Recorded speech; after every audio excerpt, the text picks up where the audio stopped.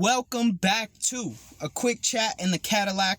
My name is SG, and I like to explore the simplicity of complexity. If you didn't know, this was my show where I break it down for you, real and quick, both of them. Today, I got to talk to you. I has to tell you about faith. Now, I'm not about to get on my pulpit. I'm not about to preach one. I'm here to teach one, each one. I don't know, it just rhymes. Essentially, today, we're going to be talking about faith. Now, for all my atheists out there who say, I don't believe in anything, I just find you a little bit lazy. But despite whatever you believe in, faith still applies to you. And let me go ahead and explain this. Let me break it down. Faith is belief. Faith is belief. What you believe in is your business, but you will accomplish nothing in this life without a little bit of faith. At the very least, nothing of significance. See, faith comes from a lack of evidence. Let me ask you a question. When the car was invented, do you think people believed that, you could travel between place to place in much quicker time spans than walking or running, and safer than being on a horse or something? I don't know why cars were invented, but it's a form of transportation, right? Do you think when they were created, someone believed that one day they would exist? Yes, because if no one believed in it, why would it ever be created? All right, maybe not everyone believed in it, but everyone doesn't have to believe in it for it to be real. It's like taxes. I don't believe in taxes. I think they're dumb and they're fake. However, I still gotta pay when the IRS man come a-knocking. That's a stupid example, but it's a very easy to understand example. You got to have faith, okay? And sometimes, especially if you're trying to do something that's a little bit wild, a little bit outside the box, and a whole lot unique, a whole lot original, you're going to have to take what is called a leap of faith. And that shit ain't like Assassin's Creed where you just press a button on a controller and fall into a haystack. That shit is scary. It's frightening. It's terrifying. It's absolutely horrifying to take a leap of faith, but you must do it. Because if you never jump off the cliff, how the flip-flop do you think you're going to be able to fly, my friend? If you're always walking on the ground, how are you supposed to develop your wings? Please don't take that as an invitation for you to jump off a cliff, okay? Please don't. That's not what I'm saying.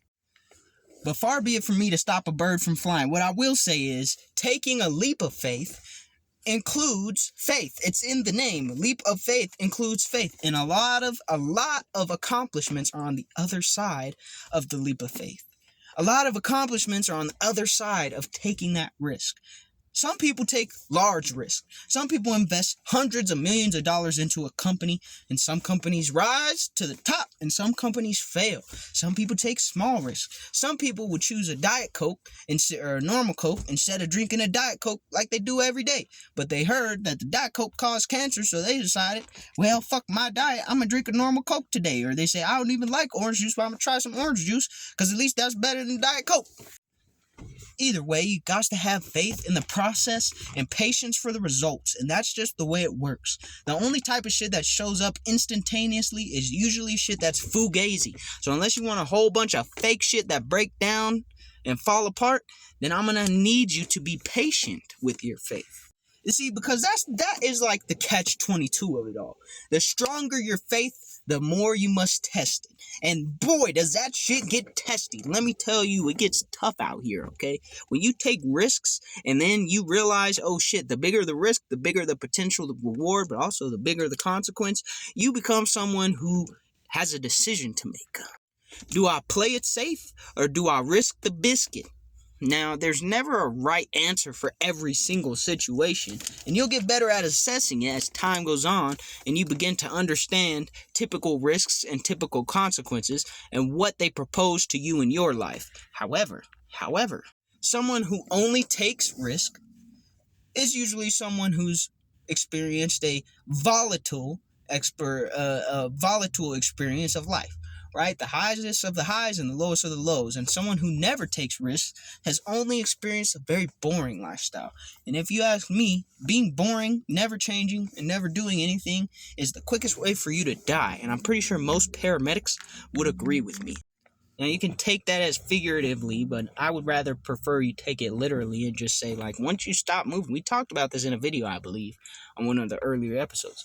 Once you stop moving, you die. So at some point, you're going to have to take the risk, stand up, and get to walking, jumping, running, taking that leap of faith, and do what you're meant to do.